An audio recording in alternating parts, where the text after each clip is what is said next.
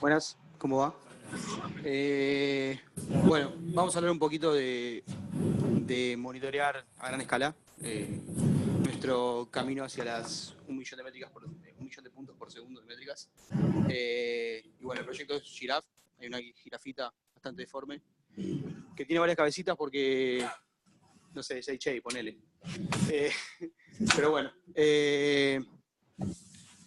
bueno, mi nombre es Germán, yo estoy laburando como staff SRE en Medallia, cubriendo un poco la parte del equipo de monitoring. Él es Nico, también está SRE en Medallia y está laburando conmigo en la implementación de este proyecto. Bueno, para empezar les voy a contar un poquito de la plataforma que teníamos anteriormente y seguimos teniendo un poquito de eso. Y digamos, qué nos hizo adoptar este nuevo proyecto Giraffe. Anteriormente nosotros estábamos utilizando TICStack. ¿Cuántos de ustedes conocen TICStack? Yo. Un montón. Buenísimo. Bueno, TICStack básicamente es un producto, son varios componentes que mantiene la gente de Influx Data, donde en primera medida tenemos, digamos, como el core, la parte core, que es la base de datos Time Series, que es InfluxDB. Después tenemos otra parte que es Telegraph, que es el agente, el que, digamos, es un agentito que colecta métricas y es plugin driven. O sea, tienen varios inputs, varios outputs. Por ejemplo, con inputs me refiero a Docker, System, Kafka, etc. Y como outputs también puede ser Kafka, puede ser InfluxDB, puede ser Prometheus, puede ser un montón de cosas. Nada, bueno, es open source, tiene más de 200 plugins, funciona bastante bien. La comunidad es bastante activa, touch and Golang. Y es bastante maleable, digamos, es bastante sencillo la curva como para poder agregarle plugins, ya sea de input o de output para diferentes tecnologías. Después, por otro lado, está Capacitor. Capacitor es un Real-Time Streaming Data Processor que básicamente lo que hace es toma datos de InfluxDB y los procesa de distintas maneras. Puede generar alertas, ya sea PagerDuty, emails, etc.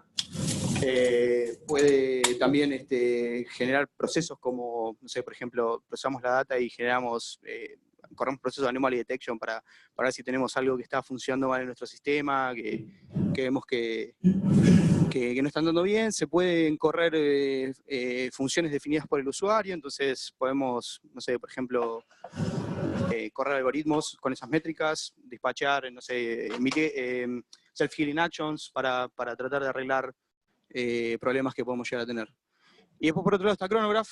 Chronograph es la UI que digamos que la gente de Influx Data promociona. La verdad es que eso no lo usamos Grafana en vez de eso, que tiene digamos, es compatible muy bien con InfluxDB y con un montón de otras tecnologías. Bueno, eso es más o menos lo que nosotros tenemos de InfluxDB, de TIC. Este es más o menos lo que nosotros tenemos como deployado en cada data center que nosotros tenemos. Nosotros estamos manejando más o menos 7 data centers productivos. De esos data centers productivos que tenemos, nosotros tenemos deployado en cada uno de esos data centers un clúster de TIC, que es nuestro sistema de monitoreo, ¿no es cierto?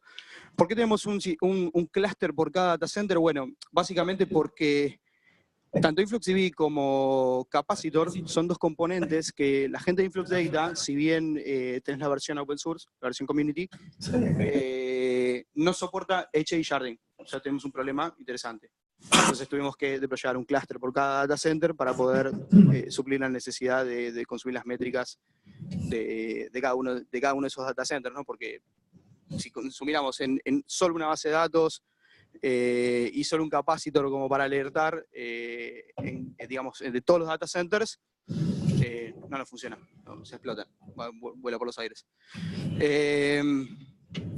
Entonces, bueno, tenemos este setup, ¿no es cierto? Que tuvimos un montón de problemas porque, digamos, InfluxDB es muy sensible a lo que es la cardinalidad. que básicamente es la permutación que puede llegar a tener una métrica con la cantidad de tags que vos tengas y generar una time series única, digamos. Entonces, esto nos generó un montón de problemas. Esto hace que además, a su vez, InfluxDB indexa cada uno de esos valores de cada tag en memoria. Y nada, lo hace muy memory consumer.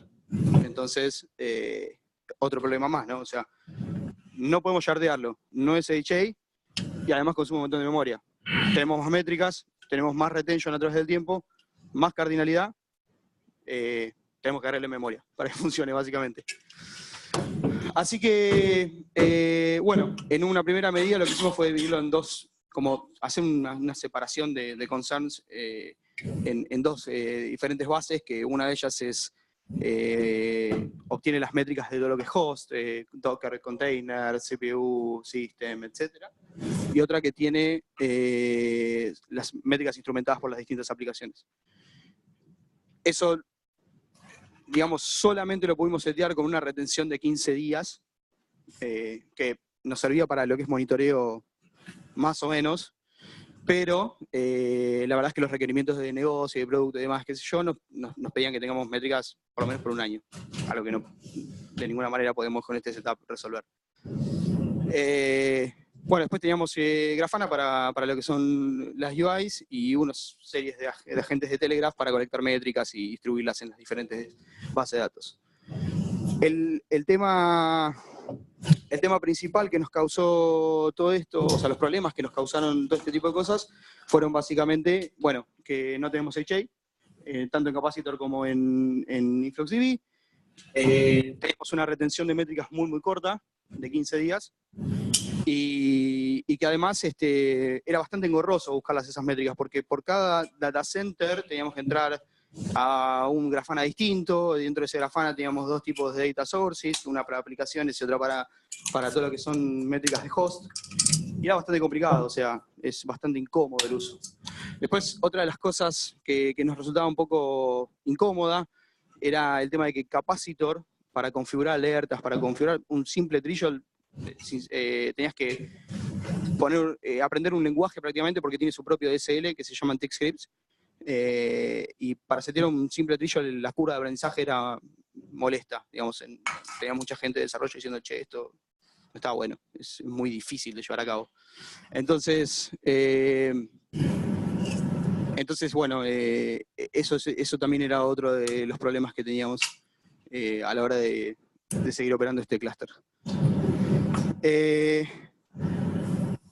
Bueno, acá es un poco la cantidad de puntos por segundo que estamos ingestando en cada data center. Tenemos un data center en Santa Clara que casi 500.000 métricas por segundo, en Londres casi 200.000 métricas por segundo, etcétera, etcétera, etcétera. La suma de todas las métricas que estamos ingestando en cada uno de los data centers productivos da un total de 1 millón de métricas por segundo, lo cual es un número bastante grande y bastante difícil de manejar. Entonces, bueno, cuando dijimos, bueno, tenemos que armar una plataforma que soporte 1 millón o más de métricas por segundo, de puntos de métricas por segundo, en una sola base de datos, que escale, que tenga chain, que sea linda, que sea barata y que sea rápida, como te piden todas las cosas, ¿no? O sea, y bueno, ahí le dimos un besito a TIC, no nos servía para nuestro caso de uso, o sea, así que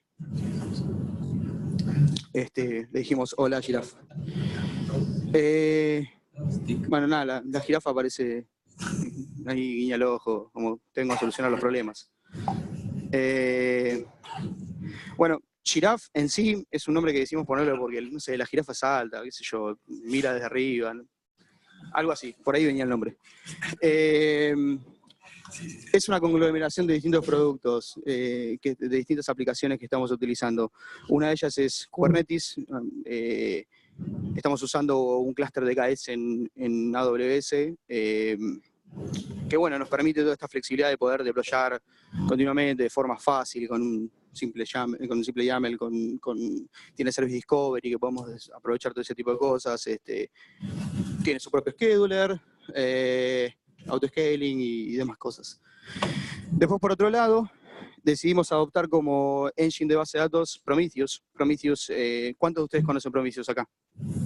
Ah, y son más. Muy bien. Bueno, Prometheus, como saben, es un proyecto que lo empezó SoundCloud. Está bastante soportado y crece más o menos a la misma velocidad que Kubernetes. Está bastante atado a Kubernetes, ¿no? Y hoy en día buscas cómo monitorear algo en Kubernetes y una de las primeras opciones es Prometheus. Así que decidimos... Sí, claro, sí, bueno, además Prometheus es un producto que está graduado satisfactoriamente en la Cloud Native Foundation. Nada, lo está usando mucha gente. La novedad acá es que implementamos Thanos. Thanos lo que nos permite es poder hacer de todas las implementaciones que tengamos o todas las bases de datos que tengamos de Prometheus en un single source. Y nos da esta habilidad de poder tener una retención un poco más grande, ¿no? Que 15 días. Ahora lo vamos a explicar cómo y por qué.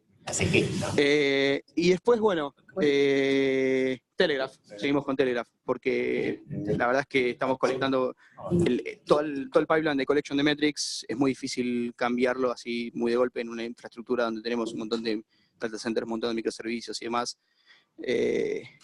A diferencia de InfluxDB, a diferencia de Prometheus, es que InfluxDB las métricas vos las pullás, acá es un paradigma completamente distinto con Prometheus, que es las pullás. Entonces, cambiar, digamos, obligar a toda la gente a que ponga, che, poneme un endpoint donde yo pueda escapar tus métricas de tu aplicación. Me van a gritar un poquito cuando los vaya a aprovechar. Entonces, bueno, seguimos utilizando Telegraph para poder hacer esa transformación, ¿no? A través de esa gente, poder seguir ingestando métricas en un modelo push y del otro lado, con un output de exporter, de Prometheus exporter, poder exponerlas para que los Prometheus las puedan adherir. Bueno, digamos, el corazón de esta aplicación es Prometheus, es la Time Series Database. Acá, bueno, este es un esquema bien o sea, si entran en la página de Prometheus, es el primer esquema que van a ver, donde te explica, bueno, qué es Prometheus, que tiene su propio engine de Time Series Database, su propio engine de storage. Que además te explica un montón de otras cosas, como por ejemplo que se puede interfacear con Cassandra, con Postgres, se le puede poner de backend, digamos, para estudiar un montón de cosas. Bueno, en nuestro caso, estamos usando Prometheus pelado, sin ninguna otra base de datos que lo esté soportando detrás. Bueno, y después las interacciones con el Alert Manager. El Alert Manager es el componente que se encarga de leer las métricas, a través de reglas, decidir si hay algún problema o lo que sea, y alertar, resolver cosas, etc. Tiene interacción con Grafana también, y bueno, como les dije, tiene un modelo de pool en donde va a buscar, dado los targets que tenga, va a buscar las métricas. Todo muy bonito hasta acá, pero digamos, Prometheus así, simple y llanamente no nos solucionaba el problema de tener un montón de métricas, porque íbamos a tener el mismo problema. Un montón de métricas, un montón de ingesta de datos, y la verdad es que en un principio hablábamos de federar Prometheus permite federar entre las distintas implementaciones de Prometheus, es bastante engorroso, cuando tenés un volumen de métricas muy alto, tarda mucho en reconstruir, suponete que se cae, y tarda un montón en reconstruir los índices que tiene y subirlos a memoria. Entonces tenés un gap de métricas que no vas a ver durante un montón de tiempo. Entonces, bueno, nos pusimos a plantear, ¿qué hacemos? ¿Qué hacemos? Y bueno, borramos la mitad de las métricas. No, la verdad es que no podemos hacer eso, ¿no? O sea, no podíamos borrar la mitad de las métricas porque nos mataban, básicamente. Entonces acá es donde fuimos por el lado de Thanos, que es lo que nos resuelve este problema de tener un montón de Prometheus y poder tener una retención más grande y poder, digamos, cubrir ese lado. Así que acá mi compañero Nico les va a explicar un poquitito de toda esta arquitectura con Thanos. Bueno, básicamente, para explicar un poquito lo que se trata Thanos, está conformado por distintos componentes en sí. Para arrancamos por lo que es el sidecar, justamente con un sidecar cercano a Prometheus. La funcionalidad que tiene el sidecar en sí, aparte de abstraer, digamos, en cierta forma lo que es el API de Prometheus, es hacer el upload de los TSDB blocks que genera justamente Prometheus con las métricas. como otro componente importante tenemos los queryers. Los queryers justamente es lo que entienden sí el PromQL y habla directamente con los sidecar. En nuestro caso, por ejemplo, tenemos distintos queryers como replica sets dentro de Kubernetes. A su vez, bueno, tenemos otro componente más que es lo que es un object storage en este caso, el bucket. Para nuestro caso, por ejemplo, una vez pasado lo que es la retención mínima y máxima de Prometheus, lo que hace el sidecar justamente es el upload del bloque de métricas hacia un object storage, en nuestro caso es S3, lo cual esto nos permite retener las métricas, digamos, más de un año o lo que queramos, o sea, básicamente eternamente. Una vez de eso, digamos, entra en juego lo que son los stores, los store gateways. Es otro punto de entrada justamente cuando nosotros queremos queryar lo que son data histórica. Pasado, por ejemplo, nosotros tenemos configurado en las 6 horas de retención en Prometheus. Una vez pasadas esas 6 horas y queremos buscar, no sé, data de, por ejemplo, un día atrás, lo que hace justamente el querier es hablar con el store gateway y abstrae lo que es toda la parte del acceso al bucket. A su vez, el store te permite hacer partial response, hay un montón de features que están bastante buenos en ese sentido. Y por último tenemos como otro componente importante, es el compactor, lo cual trabaja 100% con lo que es el bucket de S3.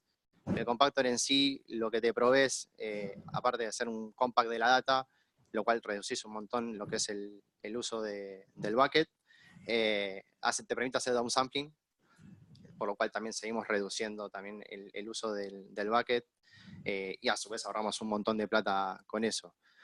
¿Qué nos permite justamente la implementación de Thanos? Si bien la cantidad de métricas que recibimos hoy en día es enorme, Prometheus en sí lo puedes configurar para que, una de las particularidades que tiene que es bastante rápido, en el sentido porque guarda, digamos, las primeras horas o minutos que quieras setearles en memoria, lo cual lo más fresco que lo preguntes lo va a devolver rápido. El tema es cuando, por ejemplo, eso te requiere un montón de fierro. ¿Qué haces? O sea, tenés que tener más discos para historiar, porque en un momento fluye a disco, el fierro en sí que tiene Prometheus tiene que ser bastante grande a nivel memoria. Entonces, justamente ahí entra en juego lo que es Thanos para bajar todo ese consumo, y a su vez nosotros estamos apoyando bastante lo que es el backend de S3. Digamos, la mayoría de la data, me animo a decir casi el 98% lo tenemos en el backend. Hoy en día estamos ya contando con una retención de 6 meses y lo que son las respuestas del histórico ese está tardando más o menos la más pesada, algo de 2 segundos más o menos en devolver. Así que bueno, básicamente Thanos en ese sentido nos facilitó mucho la vida. No es, digamos, complicado hacer el setup, hay un montón de cosas que entender. Más que nada el tema de qué cosas puedo levantar en HA y qué no. Por ejemplo, lo que es el compactor, te recomiendo no levantar en HA justamente por un tema de que el tipo lo que hace es va al bucket de S3, se baja el bloque, hace todo lo que es la compactación, el downsampling, después lo sube. Si tenemos, por ejemplo, 2 compactors que hagan los 2 al mismo tiempo, como no hay una coordinación entre ellos, pueden quedar problemas de inconsistencia. Lo que es los stores lo podemos tener en HA tranquilamente. Los queryers también los podemos tener distribuidos. Y bueno, el sidecar obviamente corre pegado a lo que es en sí Prometheus. Esto más o menos lo que había explicado un poco anteriormente, lo que es el querier. Al momento de ejecutar una query, va primero a Prometheus y obviamente si esa query no la encuentra, digamos, el resultado en el tiempo que le pide, puede pasar a lo que es al Store Gateway. Y a su vez, bueno, Prometheus tiene distintos targets en los que vamos justamente a scrapear en búsqueda de métricas. Sí, para eso usamos el servicio de... Exactamente, sí. Podemos tener distintas réplicas de Prometheus para HA, o podemos hacer sharding, en el caso que tengamos, no sé, miles de targets y no demos abasto, digamos, para escapear todo, perdamos métricas y demás, podemos armar distintos shards con distintos grupos de targets, así distribuimos un poco la carga esa. Esto es un poquito la arquitectura como lo tenemos hoy en día montado, lo que es toda la parte del proyecto Giraffe con Thanos y Prometheus, está todo corriendo en AWS, corriendo sobre EKS. ¿Por qué elegimos EKS? Digamos, básicamente la misión en sí del proyecto era la plataforma de monitoreo, no nos interesaba tanto en sí la operativa de Kubernetes, entonces por $148 al mes nos solucionaba bastante, 198 más o menos, sí. nos solucionaba bastante la vida del lado de ese. Obviamente está todo automatizado con Terraform, lo cual el deployment es bastante simple. Así que bueno, básicamente la arquitectura es esta, lo que está del lado izquierdo, que son los famosos tick forwarder, son básicamente los telegraph que tenemos corriendo en cada DC, en los colos. Eso justamente tiene un output plugin que están pushando las métricas hacia un application load balancer. Y después en lo que es dentro de EKS tenemos una separación lógica por cada DC por medio de namespaces. Más que nada una separación lógica para un tema de prolijidad y demás, que queremos setear cuotas, security policies y demás. Lo decidimos armar de esa manera. También lo que tenemos en sí es un namespace por cada DC y uno general, donde tenemos servicios que pueden correr compartidos, como por ejemplo que es Grafana, los que son los queryers, básicamente eso. Y por cada lo que es en cada namespace tenemos un grupo de shippers, otra vez continuando un poco con la historia de usar Telegraph y no tocar mucho. Tenemos un grupito de shippers para lo que es las host metrics y otras para las application metrics, que es, obviamente son scrapeados por Prometheus atrás, al no poder, digamos, hacer un cambio tan radical en el modelo de métricas que manejamos, de pasar de push a pull.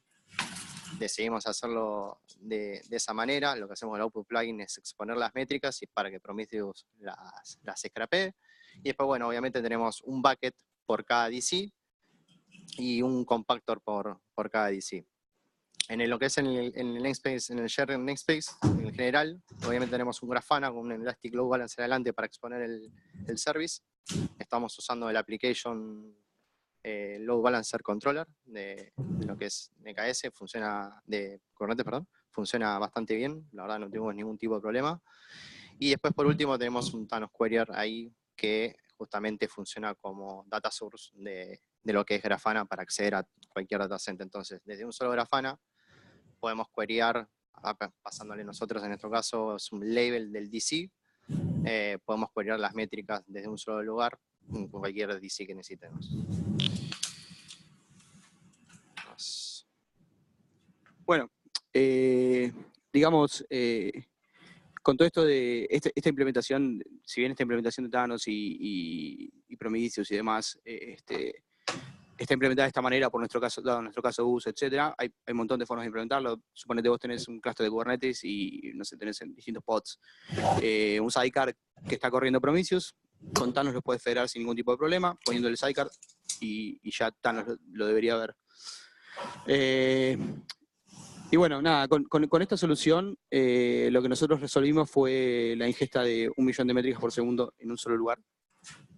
Digamos, tenés solamente una data source.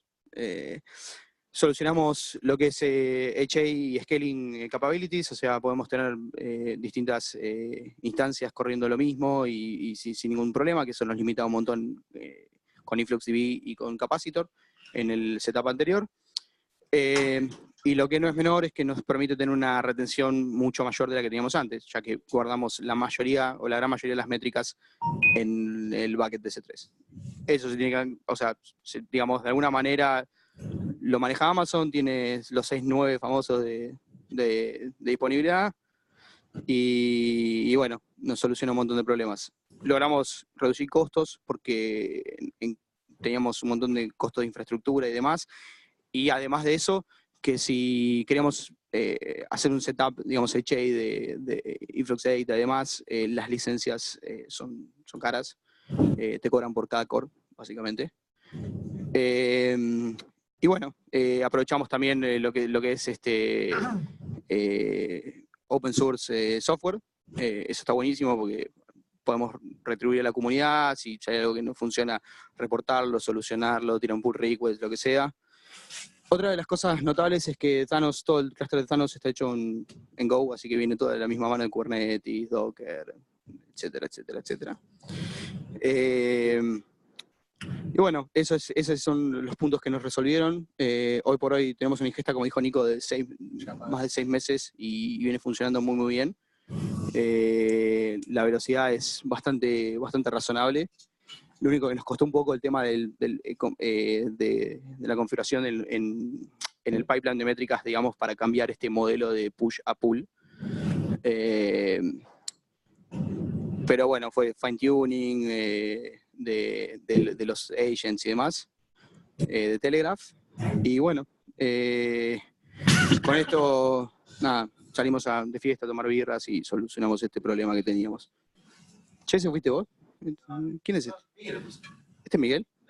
Ah, bueno, Miguel es uno de los chicos que labura también con nosotros en el equipo. Está allá atrás. Es el alma, la fiesta del equipo. Bueno, gracias.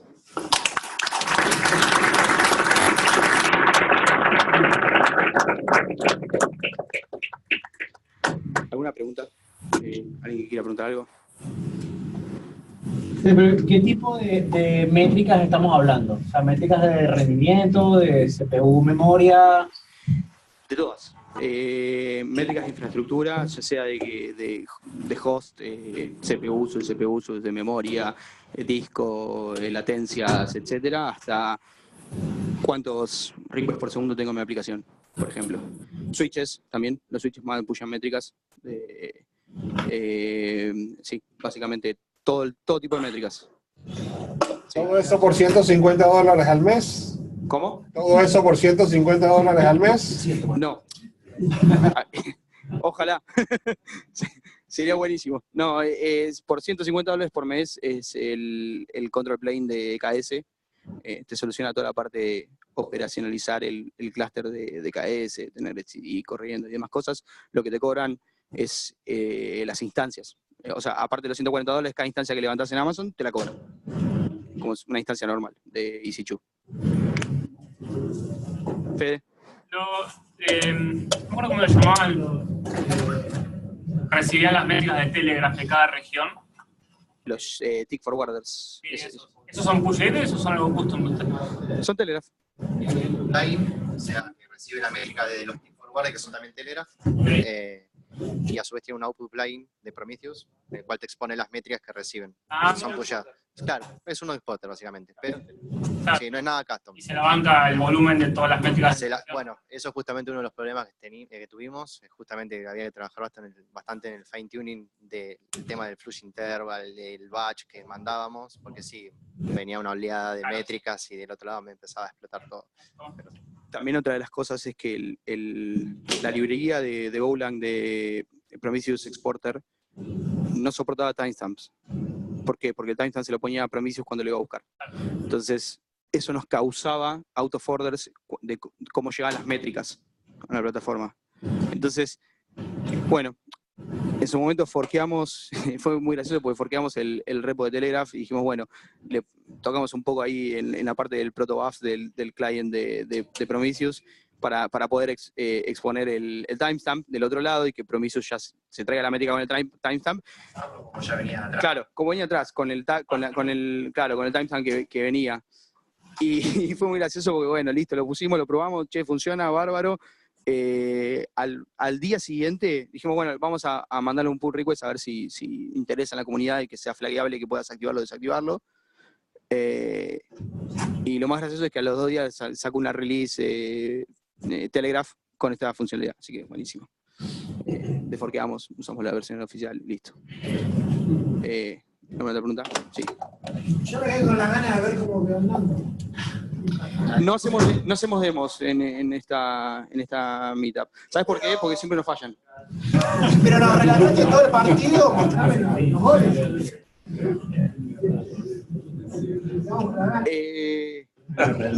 Sí, dale, después nos juntamos y si querés te muestro un poco cómo quedó, cómo lo ves en Grafana. Básicamente vas a ver un dashboard en Grafana y mostrando métricas, no mucho más que eso.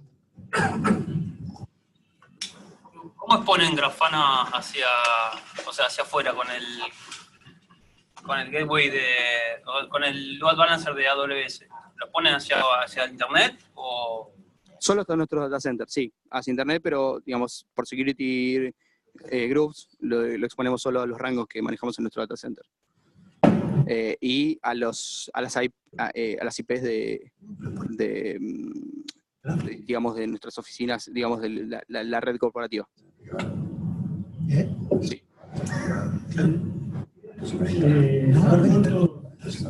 ¿Cuántos usuarios activos generales para tener una relación entre métricas con usuario activo?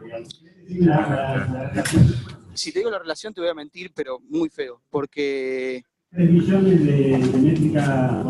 Sí, es... Sí. La verdad es que si te digo esa referencia, la verdad que no sé, no lo sé. No sé la cantidad de métricas, cómo se relaciona con la cantidad de clientes que tenemos.